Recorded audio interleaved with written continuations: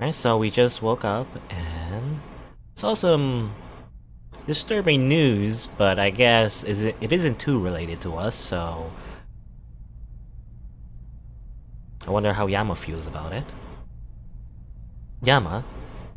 Hello? Are you alive? Oh, who's talking? Oh, Ryui. Oh, okay. Ryui's a big girl. She can open the door herself. I'm gonna call the morgue. You know what happens in morgues? Nothing. Because they're full of dead people. You get bored really quickly. Oh, and you probably die from suffocation. Darn it, Ryu, there's something called a keypad. Activating foghorn in 3, 2, 1. I groan in the general direction of my door. Sorry, I don't speak idiot. What was that? You know, if this was the zombie apocalypse, you'd be long dead. You're scarier than a zombie, actually. If I'm scarier than a zombie, what does that make you? Typical Ryui. I use the keypad, woman. It's there for a reason. Why do you do that? Or, well, why do that when I can make you suffer? What a true friend. Let me guess, you forgot. Please, your code is the stupidest possible code to exist on the planet. Even Mr. Yoda pointed out how stupid it was. It's not. It is too, Mr. 14789. Ugh. Oh, is that a reference to something? 14789. 14789. I mean, I guess 789, that's pretty obvious, but like 14... I don't know. Is that the stupidest code in the world? I mean the stupidest code in the world will probably be 11111. That would be pretty stupid, so I don't think it's the stupidest code in the world. Come on, lazy bum, just get out of bed. I finally ambled to the door and pulled it open, pretending to grumble all the while. Truthfully, I'm enjoying a little sparring match. Morning, sleepyhead. What? That was an odd reaction. Nothing. Her averted gaze and flushed cheeks prompt me to run a quick check. Nothing on my face. I'm in my pajamas, I guess, but they're decent, and Ryui has seen me in them before. I absently run a finger over my lips, trying to feel if there's anything in my teeth. No. Don't do that. Don't do what? Don't take so long, duh. We have to go to school, you know. It's... I check my phone. 7:22 a.m. I know how to read a clock, I'm not stupid. I wait for the inevitable unlike you. Well, it never comes. Just get ready, okay? We need to make a stop on the way. Oh, what kind of stop? Why do you always have to ask so many questions? Jeez. Baka. She reaches for my wrist, but suddenly jerks back as if I'm covered with poison. Let's go. I raise an eyebrow, smirking at her dramatic fluster. In my pajamas. Now, get dressed right now. Sir, yes sir. I stride easily towards my room, leaving her fuming. What's going on? Where are we stopping? Ryu seems strange this morning. I wonder if it's because of Misaki.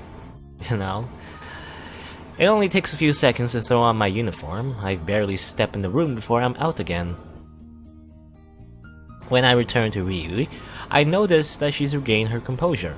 I have to admit that it's fairly impressive that she can master herself in such a short amount of time. Took you long enough. You say that like you were waiting forever. I lean closer, raising an eyebrow. Or did you want to? Shut up! I playfully poke her forehead in an attempt to put her at ease. I really need to learn to keep my mouth shut.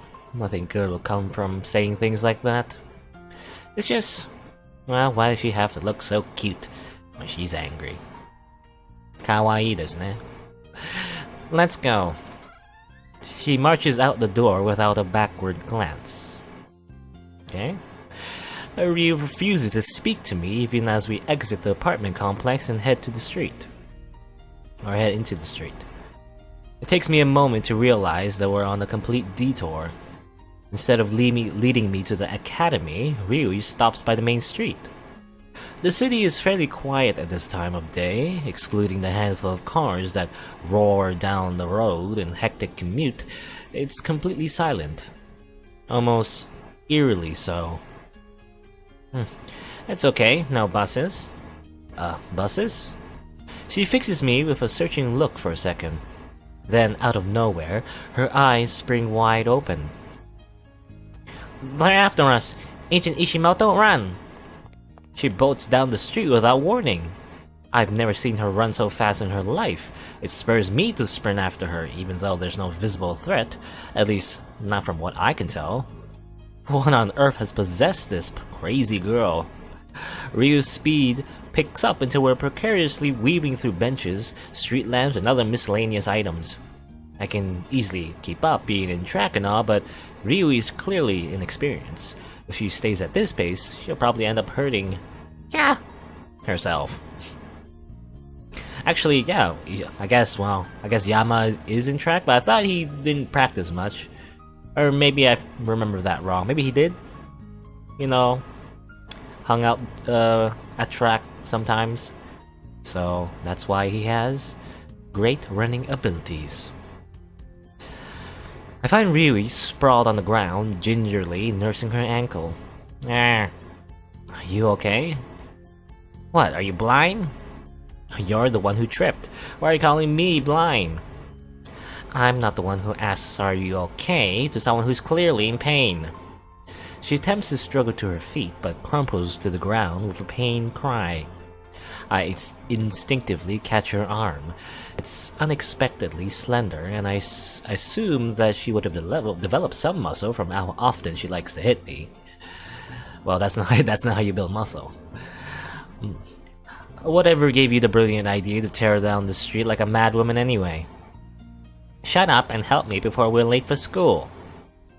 If you were really worried about that, we shouldn't have come here in the first place. Come on already, idiot. Girls, I'll never understand them, ever. I thought you understood her quite clearly. You know, that's what you said, right? You've been friends with Ryui for 10 years. I mean, come on. Regardless, I kneel down, pull Ryui's arm around my shoulder, and slowly start to stand. It would have worked well, but our height difference is too substantial.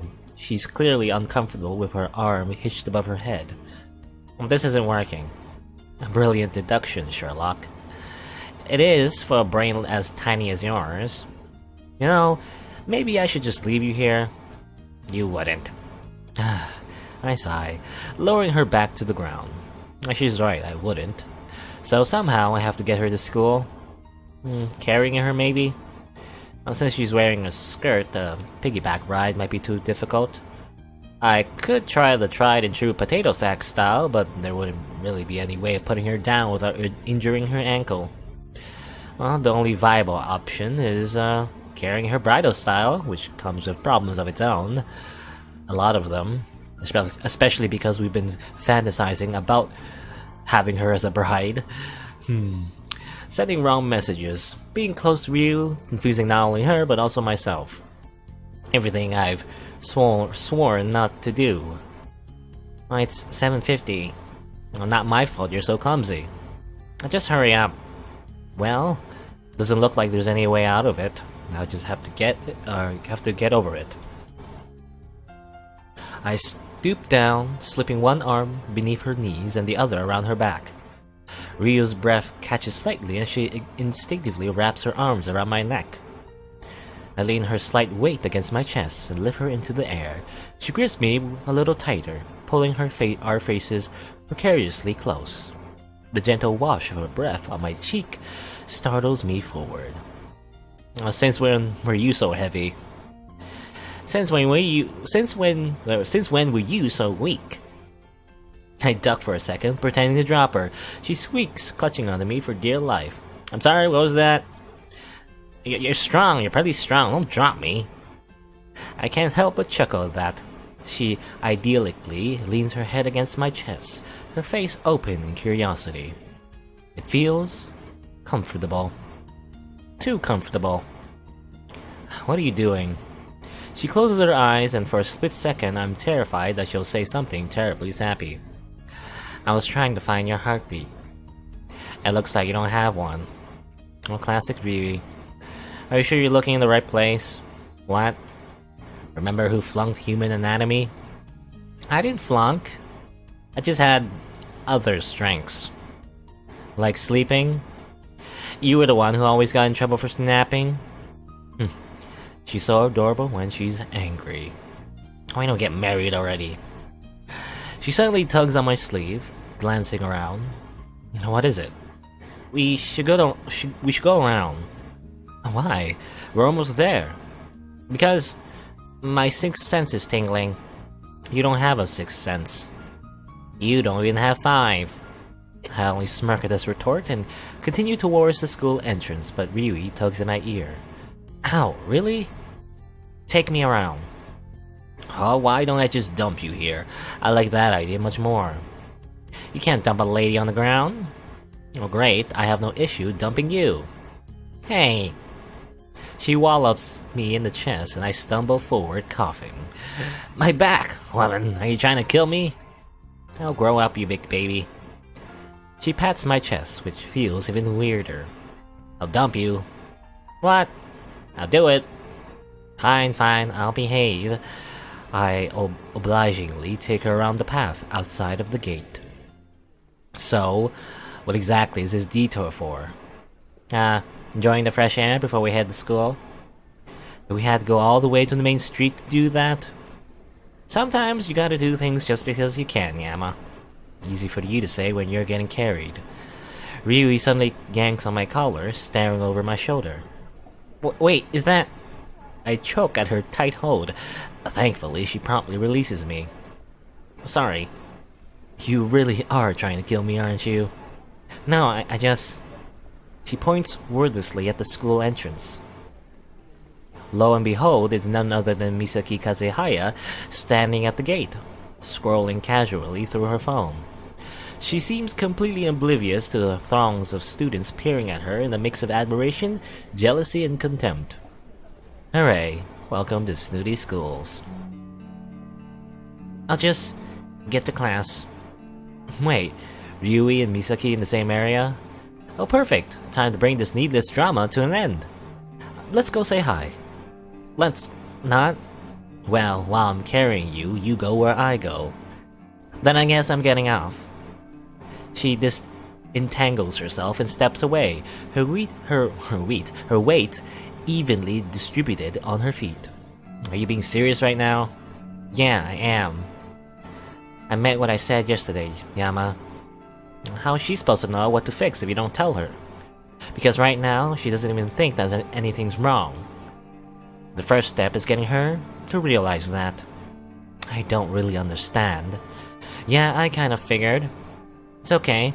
Don't worry too much about it. I'm off to class now, okay?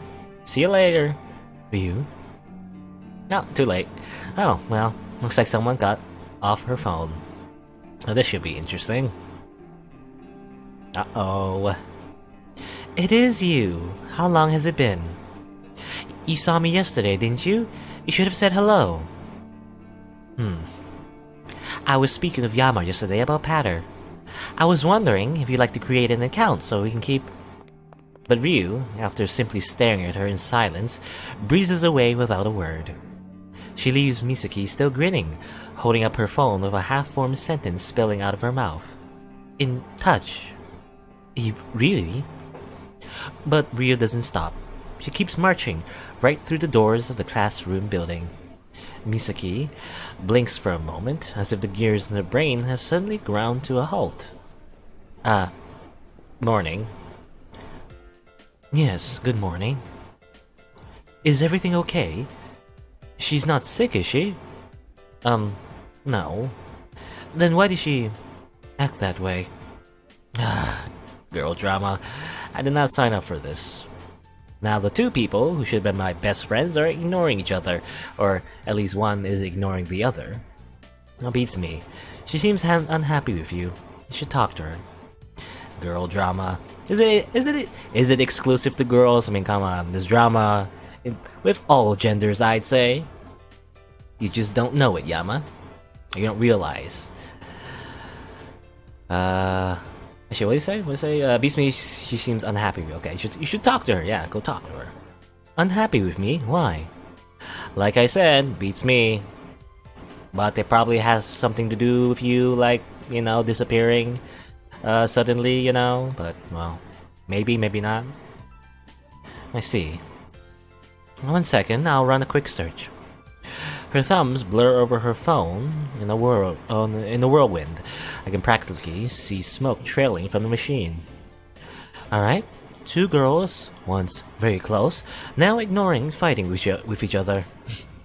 Oh. I should have expected this. Well, what is it? She's scared, Yama.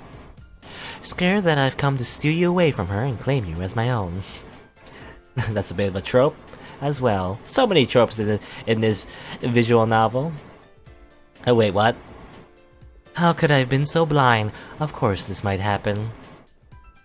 She's jealous because I might endanger your friendship or even attempt to seduce you and thus leave her alone. I think you should stop turning to the internet for everything, Miki, and invoking the love triangle anime trope. But she's already in her own little world. Ridiculous, as if I'm actually in love with you. I'll clear this up with her as soon as possible. Gee, thanks for shattering my manly ego, Misaki. Maybe if they actually can get a decent conversation together, the sacrifice will be worth it. I can only sigh as I follow a mumbling Misaki to class. I go on a long trek through the city with a 115-pound weight on my back, and this is what I get for it? Maybe I should have just made Ryu walk on her own. She certainly seemed fine by the time we ran into Miki. Wait a minute. She certainly seemed fine. Ryu walked to her classroom without a problem. Did she just sprain her ankle? Badly? So badly she needed to be carried? Actually, when I take a step back, everything's just downright fishy. Seemingly random detour to the main street, a seemingly random make-believe running sequence, a seemingly unavoidable bridal-style ride. All the pieces run into place. She wants to be your waifu. Looks like I'll need to visit a certain blonde-haired troublemaker during lunch break. Oh, I guess, yeah, okay. I remember her, she was described as a matchmaker, I guess? So, maybe Ryu has been taking advice from her. A certain Akira Karube. Akira Karube. Classes get off to a dreary start. Yahiko naps through math. I almost follow suit. The teacher's voice is hypnotic and not in a good way. Elizabeth glares at me through English, probably because the teacher had me recite some Edgar Allan Poe, and I found it so stupid that I didn't even try to get the accent right. Sorry, Your Highness, that we're not all bilingual like your perfect self. Then it's world history. Our teachers arrive in camouflage getup, probably waving a Samu's city flag and screaming at the top of his lungs. Okay, maggots, listen up. You think school's easy? You think this'll be a cakewalk? Well, you're right, because this blasted place has gone soft. Back in my day, we didn't have no study guides. Textbooks, we had to write them ourselves. Upside down, uphill, in the snow, both ways. Well, my peers seem petrified. I only smile amusedly. If only all classes were like this. None of you have any excuse to get any less than a 90 on your tests.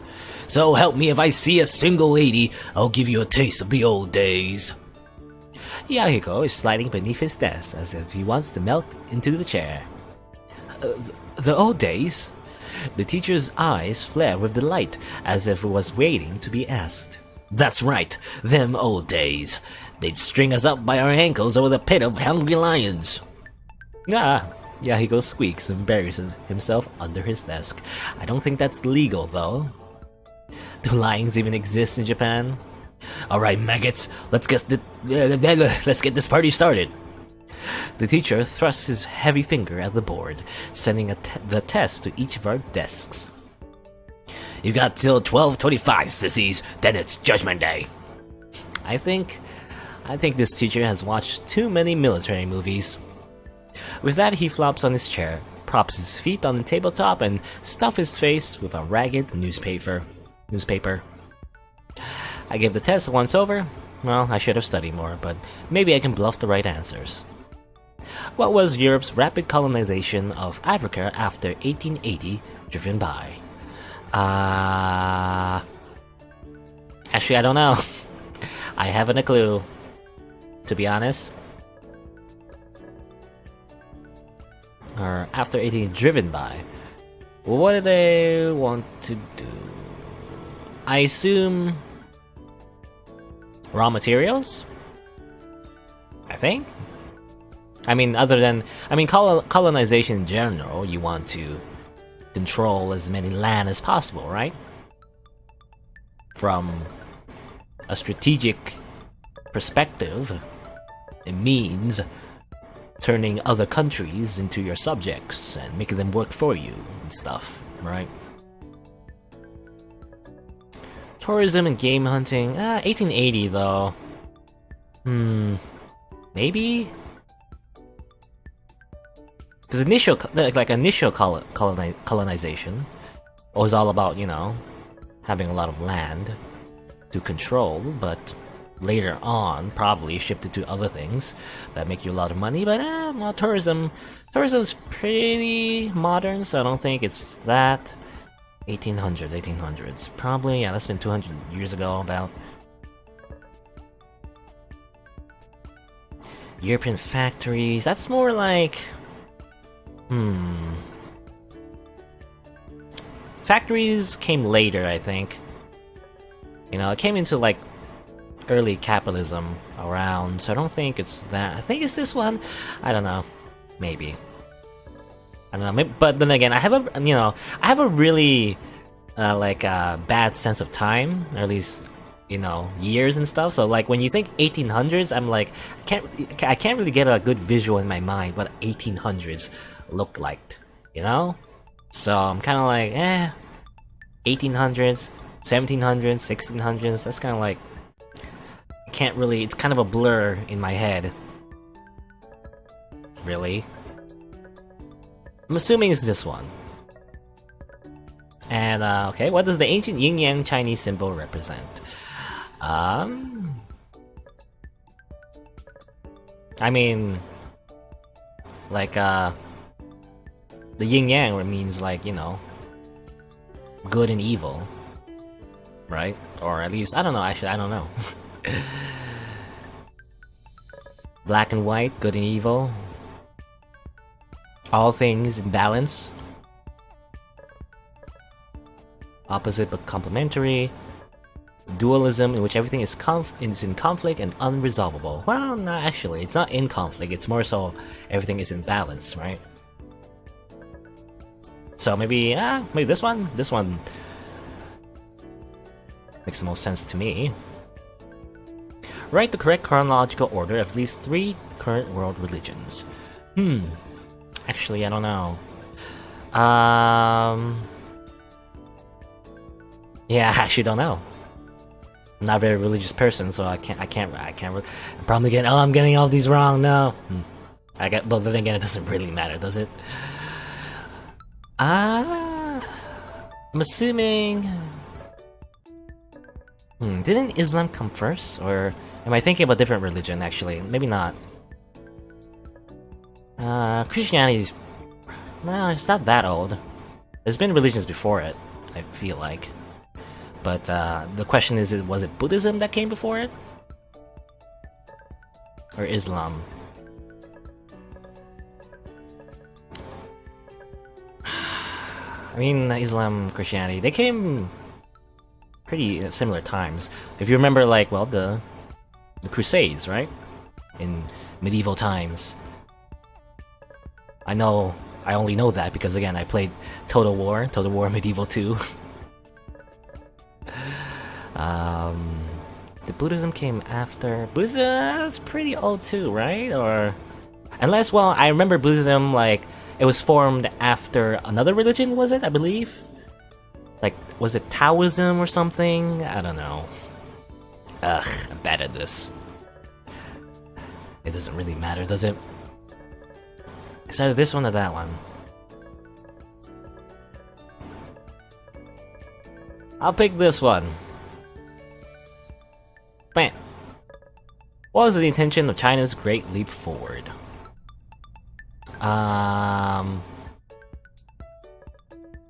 Great Leap Forward. That was like, I believe that was when there was like a lot of change and stuff in the way China did things, right? I assume, is this one? Right? Because it was like a pretty poor country for a while, but then things changed in the government and stuff.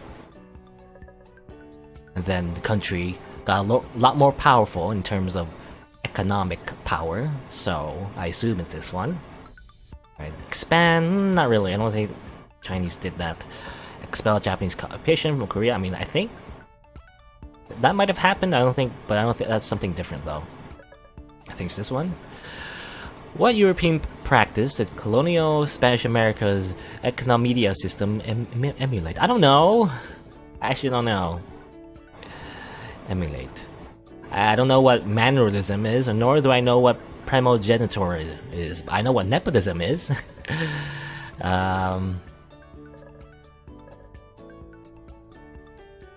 Encomienda. I don't know much about Spanish America though. I don't know American history. Ah. I'm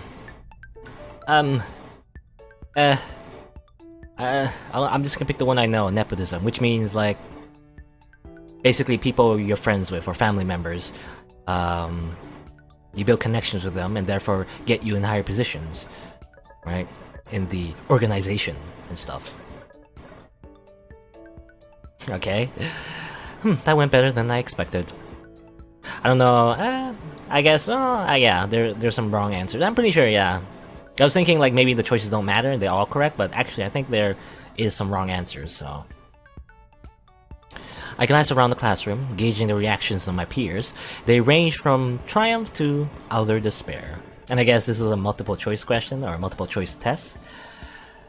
Which was great for, actually, you know, in school, I actually love like multiple choice quizzes, because at least, you know, you can recognize one of the answers as correct. You know, instead of something being open-ended. If something is being is open-ended, it's like you're not really sure what the answer is, how you're supposed to phrase it, right? So there's some ambiguity because of that. But if something's multiple choice, to me anyway, it's easier because at least you can see the answer right there in front of you. But of course, that's assuming you did at least a bit of studying on the subject and listened in class, obviously. But helps as like a reminder, right? Of what the answer is of the question. Anyway. Surprisingly, Yahiko is the fastest writer of them all, trumping even Elizabeth. Out of curiosity, I steal a peek at this test. Name? Calling people names is rude. Date? I'm not dating anyone right now. List several ways the Russians prepared for the Cold War. They wore really big coats and took medicine every 6 hours. Describe how Hitler gained influence in Germany. They produced a lot of chocolate until they were the biggest candy factory in Asia. Is he for real? What major event incited the Japanese capitulation during World War II? The nuclear bomb. Oh, he almost got this one right. Yeah, not exactly. Yahiko. No time for sign language. Your answer on question 3 is wrong. He grins and shoots me a thumbs up. What major event incited the Japanese capitulation during World War II?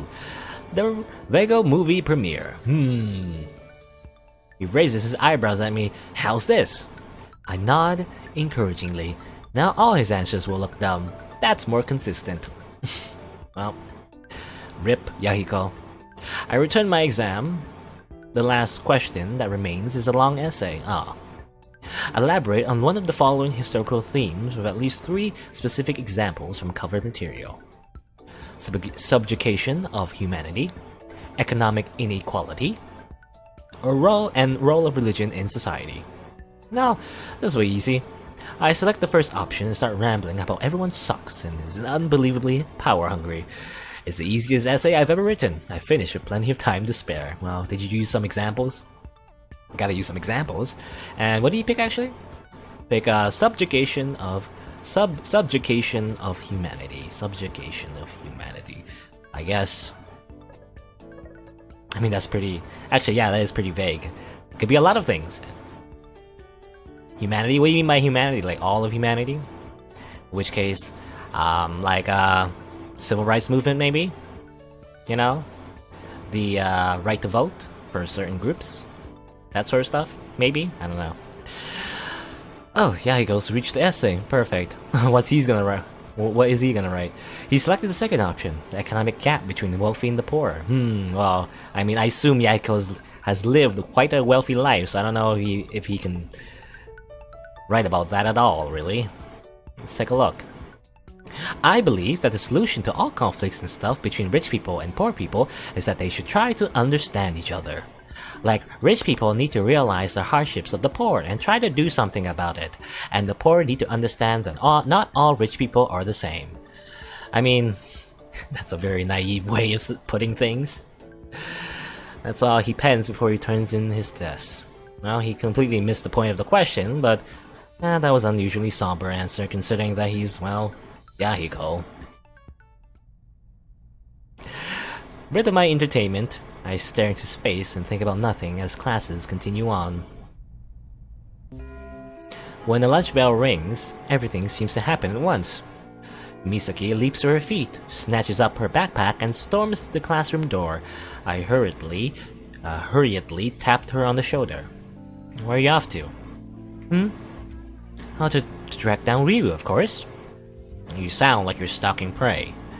Who says I'm not? And obviously, with no intention of slowing down, she barrels out of the room with a single purpose. As she does so, a group of girls race into the room, crowding around Elizabeth. Is this you, Elizabeth? You won the art contest! Gosh, is there anything you aren't good at? It's such an amazing painting! You're so cool! Elizabeth smiles at her groupies, unusually gentle. Thank you. She coughs, delicately. Sorry, my throat is feeling a bit dry. Oh, stay right here, I'll get some tea for you. Hurry up, don't keep her waiting. Elizabeth smiles in appreciation as the groupie sprints out of the classroom. The whole display just makes me want to gag. This is... well, I mean, this happens in anime, right? The popular girl just has like a fan club surrounding her. I really doubt that happens in real life. I've never seen it anyway. Then Masato comes roaring in. I cringe, expecting yet another sales pitch for the track team. But he crashes past me, grabbing one of my hapless classmates. You. Who? Me? You started the bitter family feud, you ignorant whelp. What? I've never seen you in my life. You mess with my little bro, you mess with me. Come here. Oh.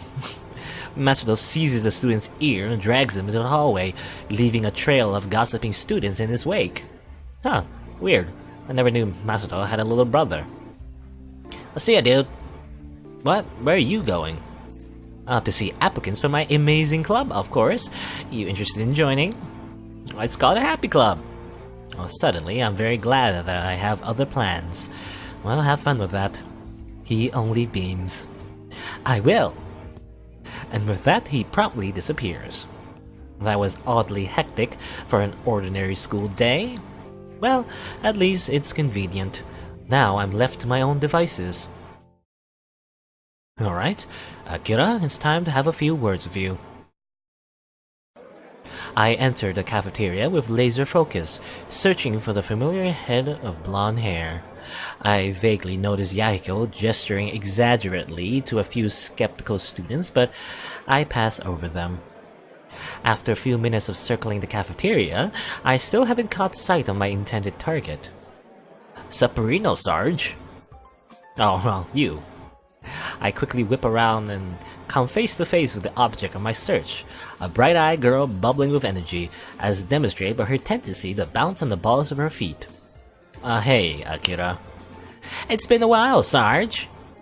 I can't help but sigh. I can sense that the ensuing conversation will be a very long and difficult one. My name isn't Sarge. I never said it was. Then why do you keep calling me Sarge? Because Sarge is short for Sergeant. She stops as if that's an adequate explanation.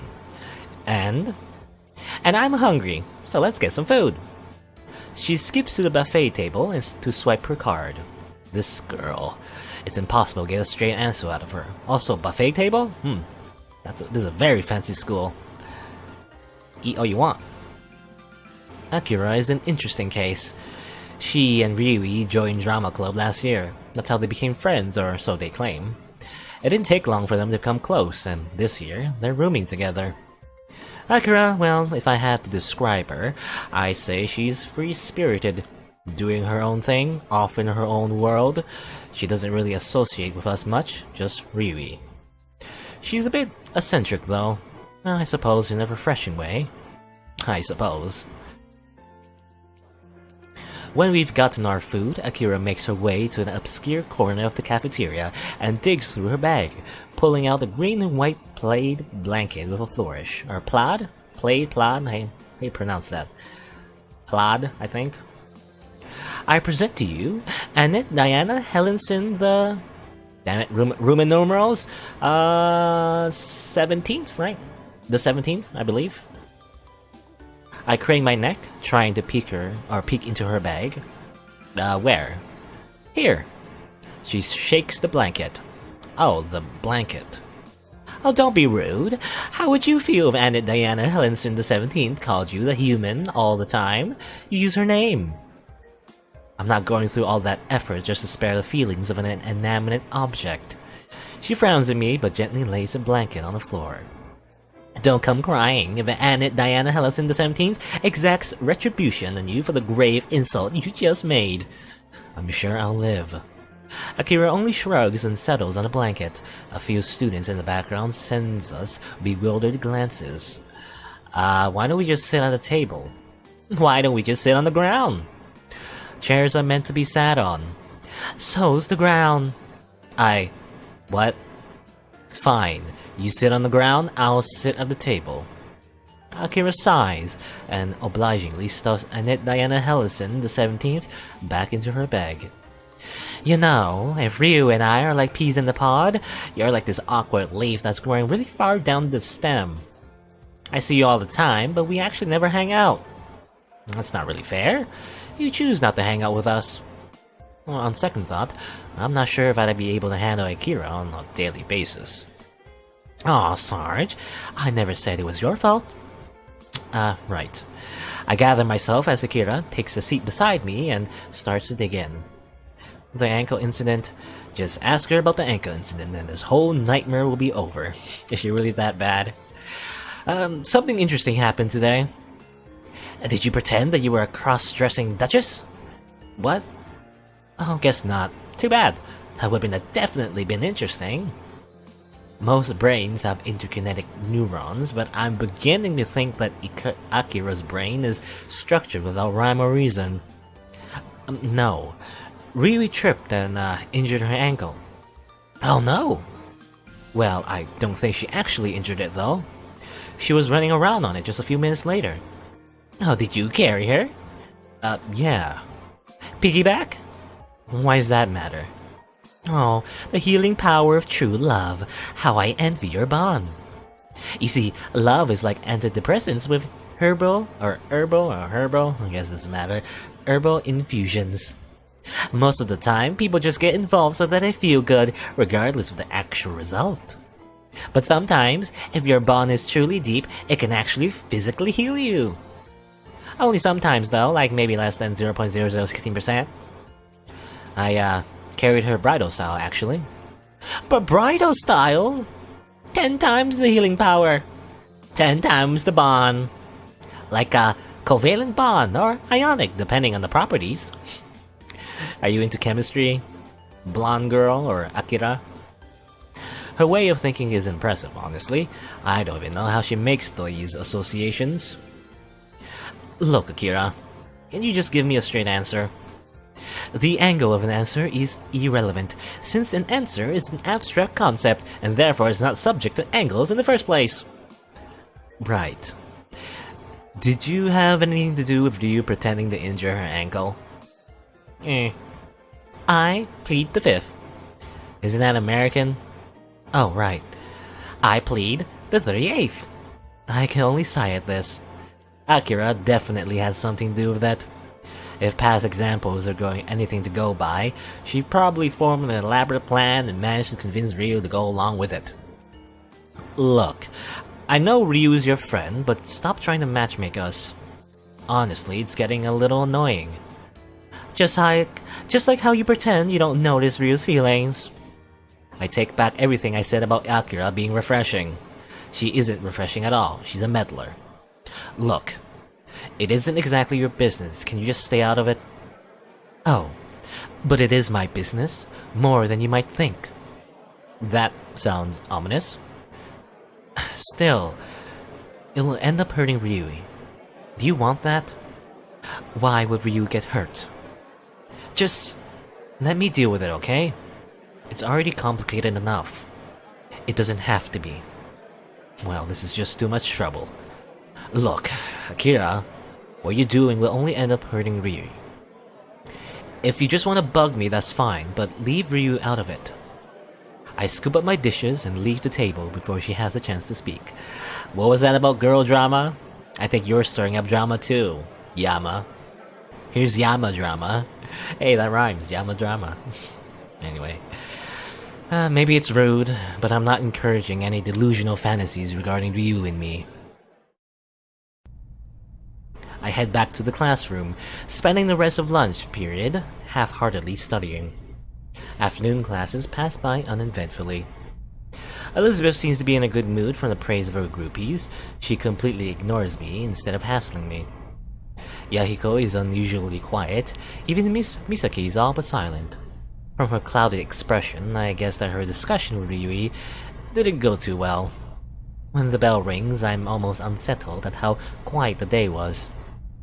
The lull of the afternoon seems to settle in every crevice of the classroom, bringing a haze of sleep with it. The teacher's voice slips to an undiscernible drone as every student struggles to keep their eyes open for the few remaining minutes of school. Understood. Alright, homeroom dismissed. Immediately, everyone boats to their feet, chatting amiably as they make their way out of the classroom. Only the 4th day of school and we're already sick of it.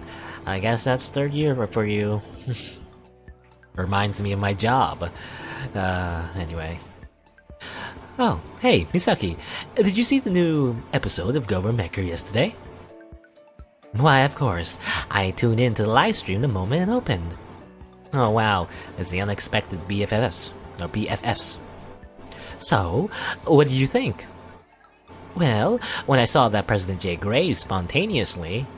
Wait, sorry, no spoilers. You know, since Yama might have not seen it yet. Oh right. How exceedingly generous of him. Oh, but we did see it, right? I thought it was entertaining as always. It was the best episode so far, wasn't it? It definitely was. Well, no offense, but I don't think the bar is set very high. What's this, man? Did you get a real girlfriend? Oh, Masato. A wild Masato appears. Masato, my man, how was your vengeance? Wait, what? Some punk paid a group of boys to bully Masato's little brother because he hates Masato. But I bet that Masato gave him a taste of his own medicine. Hell yeah, I did.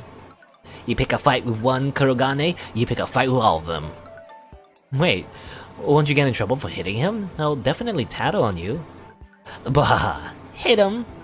Nah, man. I locked him in a room and taught him the cluster decomposition theorem. What? The cluster decomposition theorem. Made him write a paper on it in one sitting. Advanced bullying. Somehow, that sounds a lot more horrifying than just getting beat up. Hi, I don't think we've met. Who you? I transferred here yesterday. Misaki Kazehaya at your service. She's super cool. She watches Government Mecha and she's a model. Ha! Oh, that's cool. Name's Masato Kuragane. I'm on the track team. He stops there. We wait for a moment, expecting a more elaborate introduction. And what? Well, that's all that matters, ain't it? Not the fact that he's the president of the honors club, or one of the top students in the school, or a third year. I take it you enjoy track then. Hell yeah! Track is like water, without it you die. Track is like air, without it you die. Track is like fried chicken, without it you also die. That's some dedication. Yep, and I'm staying this way, or my name's Yamamishimoto.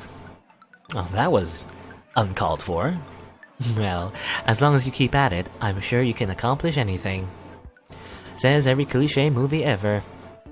They ignore me and firmly shake hands. Looks like she's becoming friends with everyone. Everyone except Ryui, ironically enough. So, how do y'all know each other? She, Yama, and Ryui are childhood friends, actually. Whoa, really? Why ain't Ryui here then?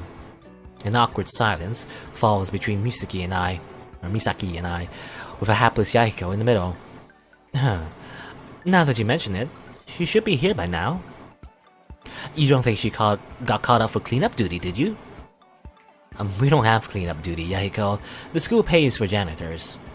Oh, that would explain a lot. How many years has he been at this? Has he been at this school again?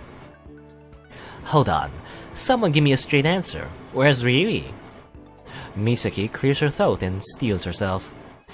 We're not in the best terms at the moment, but I'm working to resolve the issues as soon as possible.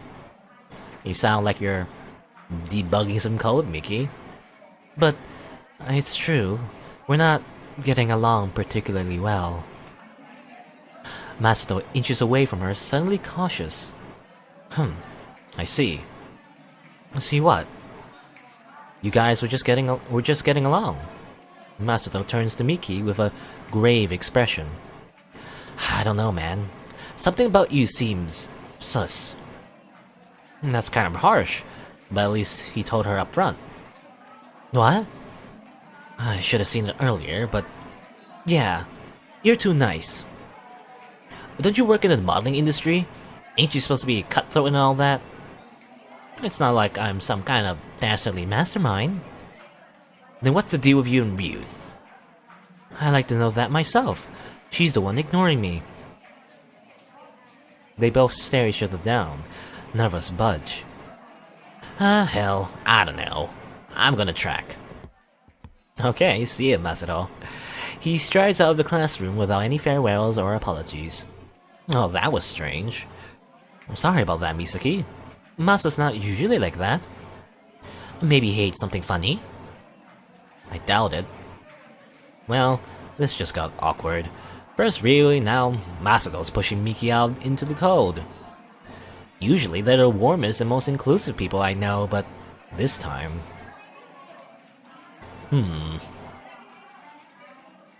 Something save me. Anything. Oh. That was convenient. Got a text or a phone call? No, it's a text. Oh, it's from her. Café de la Pa, 5 o'clock p.m.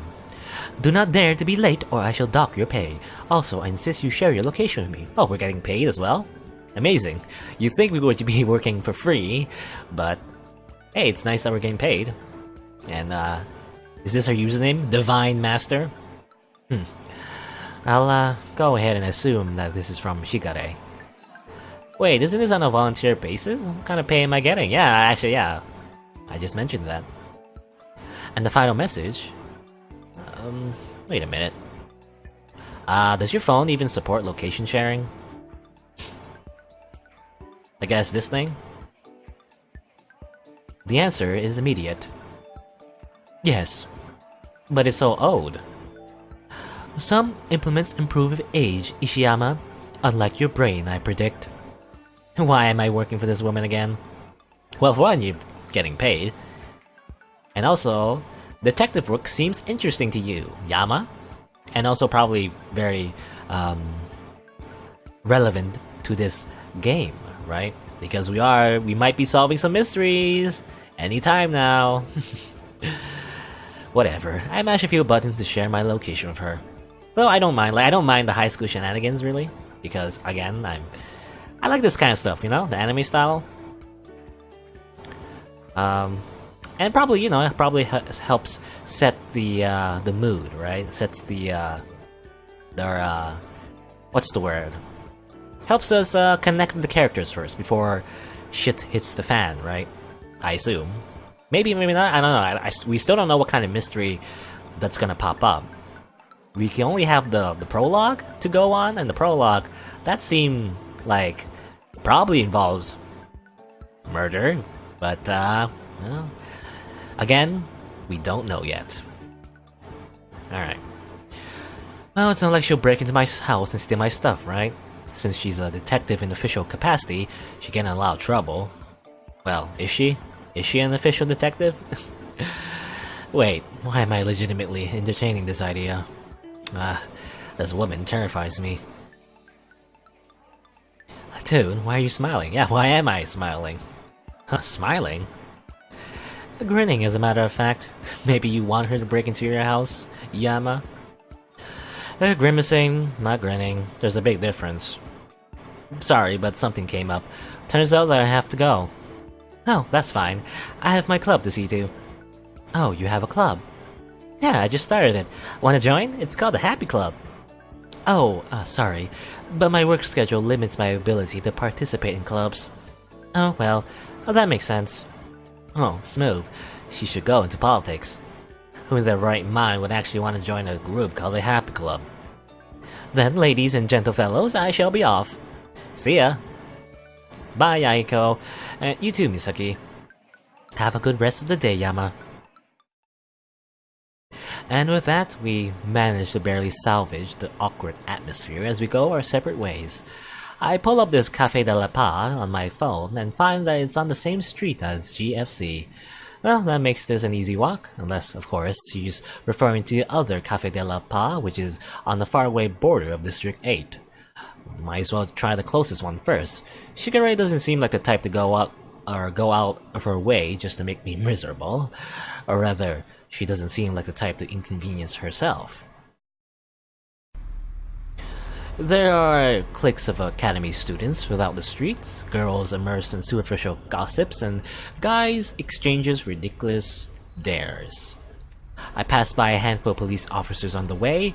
They nod courteously, but there's a shadow to their evaluating gazes. I keep my stride long and my steps quick as I round the corner to the denoted rendezvous point. When I first see the place, I have to double check my phone to make sure I didn't take a wrong turn somewhere. By the quaint, lovely name, I was expecting some charming variation of the polished, established Buckstar Coffee House. Instead, I met with the definition of modest. I met with the definition of modest: chip paint, dusty windows, and a swaying sign with 3 broken letters. Maybe this is Shigare's way of extracting vengeance. I take a deep breath before I enter the cafe. Surprisingly, the place is really decent on the inside, huh? Don't judge a book by its cover. Sophisticated and sleek, the array of elegant furniture is punctuated by the black grand piano along the far wall of the cafe. A delectable smell of butter and sugar drifts from the counter of the shop, where several intricate glass displays boast rows of unique pastries reminiscent of a fairy tale world. Welcome, may I take your order?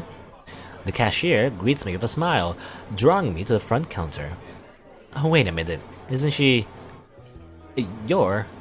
Come to think of it, I've never seen where she goes after class ends. Of all people, it would be you. Well, consider it your lucky day. Just give me your order. This situation is just too good to pass up. Elizabeth? A cashier? Do enlighten me. Why would such a wealthy, empowered young woman stoop to making lattes and washing dishes? Work experience, obviously.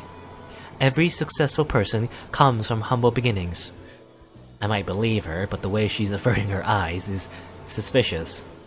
So, why didn't your parents get you some cushy internship at your dream corporation? You know, some people want to earn their success instead of being spoon-fed by their parents. But being spoon-fed is so much easier. I learned by now that comments like these will tick Elizabeth off more than actual insults. Sure enough, it works. You're insufferable. What's that? I should complain to customer services about an abusive cashier? Just order already! As I lazily glance over the pastry displays, a flicker of motion catches my eye. It's a girl who always hangs out around Elizabeth, an ordinary student settled in the corner, elbow propped on her table, eyes glinting in amusement as she absent-mindedly twirls a pencil between her fingers. Her back is slouched, her smile carefree, but there's something that seems a little odd about her. Elizabeth seems to notice my switch of attention and clears her throat. Are you going to order, or are you going to waste space like always? Oh, give him a moment, Beth. I glanced at the book that's lying open-faced on her table, Advanced English Syntax and Grammatical Principles version 3. That's the same text that I have for English. She might also be a third year, but in a different class. Head tilted, slightly, eyebrows raised, just barely. I get the impression that she's studying me just as hard as I'm studying her. Who are you? Isn't it courteous to introduce yourself before you demand my identity? As your buddy Lizzie has probably told you, courtesy isn't my strong suit. Oh, then what is? Nothing. Just a bit of friendly advice, Beth, but you may want to watch your step around this one. What makes you say that? Why, he's figured you out. This elicits an unusual reaction from Elizabeth. Bitten lips, fiddling hands, and an anxious shift of the eyes. Odd, I don't recall figuring out anything. Well, Yama, why don't you give Beth a little grace? Her eyes are twinkling at me challengingly, like she knows I don't know, but wants me to figure it out. Why would she do that? Why isn't she taking Elizabeth's side? Fine. I'll apologize, just don't tell anyone. Well, now I really have no clue what's going on, but I might as well go along with it. Yeah, why shouldn't I? She seems at a loss for words. I can't help but grin. You'll pay me? You know I can't. That catches me off guard, but thankfully I'm able to hide my expression just in time. She can't pay. Interesting. That can only mean that she's not as high and mighty as she pretends to be. Maybe her spending is restricted by her parents, or maybe she's legitimately poor. This just gets better and better. Uh-oh. So, it's that big of a deal if everyone finds out? Don't even think about it. Yep, definitely not the rich, perfect princess that everyone was led to believe she was. Say, pretty please with a cherry on top. Pretty please with a cherry on top. As begging goes, it's subpar, but I decided to let it go. I don't plan on making her life miserable. It's more of a power thing. With blackmail hanging over her head, she'll finally stop bothering me. I turn from the counter to survey the pastry case. Elizabeth's shoulders drop in relief. The girl at the table loses interest and returns filling with her pencil. Don't bully her too much, Yama. Well, you never did tell me your name.